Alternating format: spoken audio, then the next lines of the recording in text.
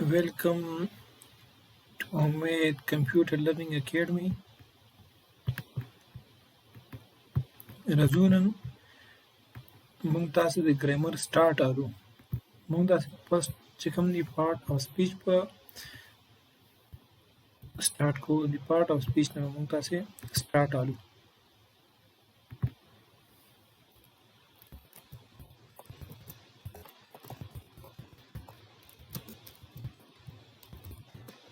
پارت او سپیچ نه موږ تاسو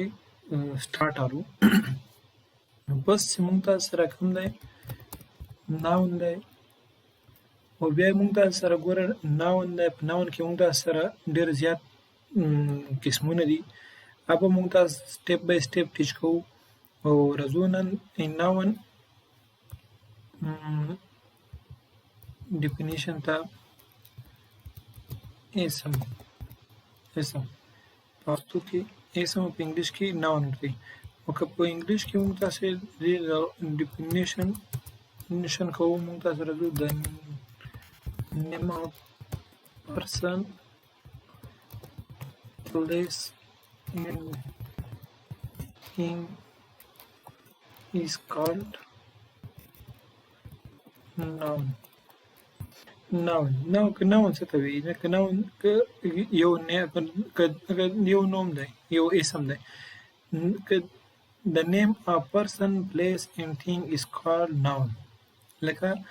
یو څیز یو شي نوم د یو ځای نوم او د یو کس یو سړي نوم یو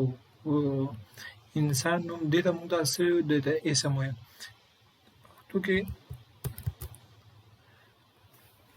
فار ایگزامپل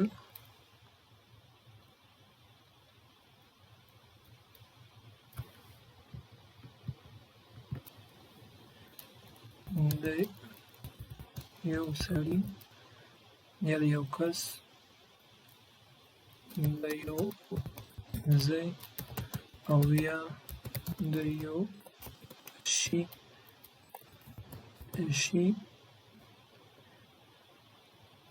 نوم یا نیم ته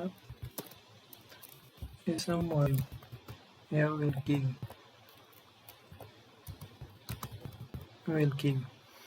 راځو فار ایگزامپل ته احمد یو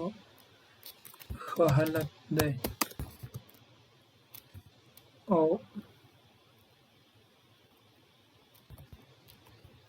دغه قلم زما دی پېښور یو ښکلی یا ښایسته ځای دی ښکلی ځای دی یا ښار دی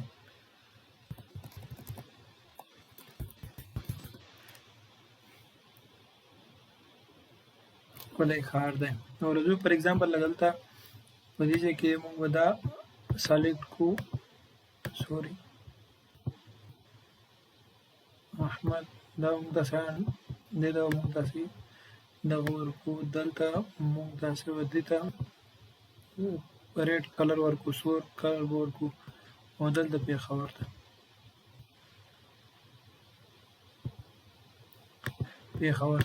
دا موږ سره احمد چې کوم شو موږ سره پرسن شو یو سړی یو کس شو دا موږ سره اسم شو ناون شو او دلته قلم چې کوم دی دا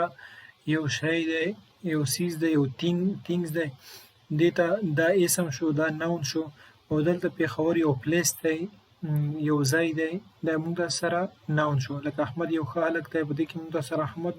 ناون شو او په دې کې دغه قلم زما دی دا قلم چې کوم دی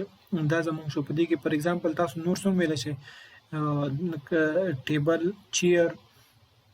او ډېر څیزونه تاسو راخلاصه شي چې کوم دا څیز دی هغې چې کوم نوم دی هغې ته موږ تاسې که ناون یا اسم ویلی شو او پېښور یو ځای دی یو جګه ده یو پلیس دی که دې ته موږ تاسې ناون ویلی شو یو اسم پښتو کې اسم او په انګلیش کې موږ تاسو دې ته ناون ویلی شو دا موږ تاسو سره ناون کې موږ تاسو سره ډېر زیات قسمونه دي راځو به موږ تاسو به یو ټیچ کوو انشاءالله او بیا به لکه ناون چې کله موږ دا فینش شي ختم کړو موږ تاسو بیا پروناون ته راځو بیا به داسې سټپ بای ان شاء الله.